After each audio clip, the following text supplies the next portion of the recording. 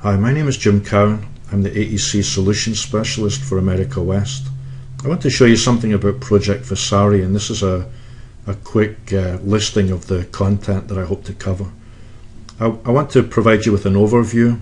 In that overview, which will take less than 10 minutes, I'll show you how to create a model, how to analyze it twice, and how to compare the results. Following that, what I'll do is provide a short movie that will give you more of the workflow, the step-by-step, what's involved in applying general settings to your model. Is this an office? Is this a penitentiary? Is this a classroom? What percentage of glazing do you want on the surfaces? What's the wall construction? Those kind of things.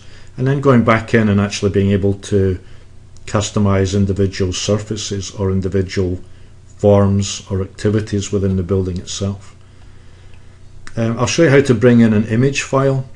For example, if you wanted to start your project by bringing in a JPEG image, scaling it to make it as close to life size as you can get it, and then drafting on top of it to create building forms. I'll show you also how you can do this with an AutoCAD file.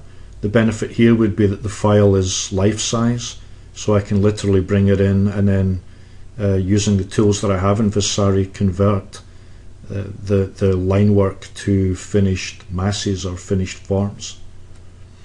You can also do this with SketchUp. A little twist on this exercise or this presentation would be that I want to bring it in such a way that I can use it in a solar radiation study.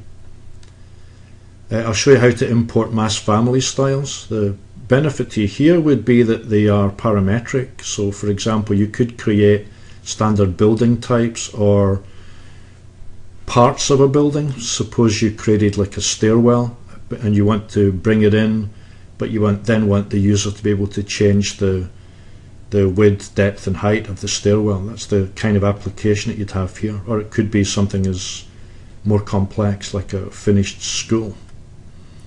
I'll show you different ways of drafting in the product. You can draft, if you like, from the inside out, where you're really thinking about the spaces or the zones on different floors of the building. You can also draft from the outside in, as it were, where you create an exterior shell and then you slice through the building mass with floors. You can use parameters within the project to establish internal relationships, say between the width and depth of your building.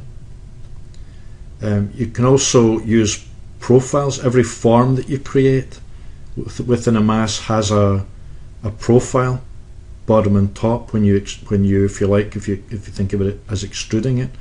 But the profiles themselves can be unlocked or locked, and I'll show you some of the consequences of both of these options. There's some very exciting new capabilities in terms of the analysis that can be done. I'll show you windrows data. For example, if I have a building in Oakland where I know that there are prevailing winds that change from morning to night, I can look at that information for the summer and the winter, morning and night, and draw my own conclusions as to what the working context of this site is. If I was to be planning on putting in a breezeway or something that would cool the site in the summer, it's important that I know where the prevailing winds are coming from and when that external space is likely to be occupied. I'll show you also planar solar radiation, where if you want, you could look at the ground floor of your building and based on the building itself and surrounding buildings, get a color-coded readout where yellow values are high and blue values are low, to give you an idea of where the optimum or the most solar radiation is. And this would be useful if you were doing things like placing photovoltaic cells or solar panels. You can also do it for surfaces, and I'll show you how, if you have a mass form, you can actually analyze the building and get information on the total energy or the average energy that surfaces are being exposed to during the course of a year.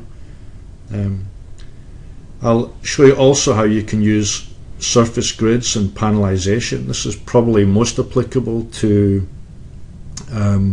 complex organic forms where you have usually a rectangular grid that corresponds to the complex organic shape. Each panel is an individual size, which is possible today because of the fabrication techniques that are available, where they no longer all have to be the same size but could be produced individually, fabricated individually. I'll then finish with some case studies. What I'll do is I'll show you how I would use this tool to estimate what kind of changes, or what my existing condition is in my own condo, and then how to make changes to it to make it more energy efficient.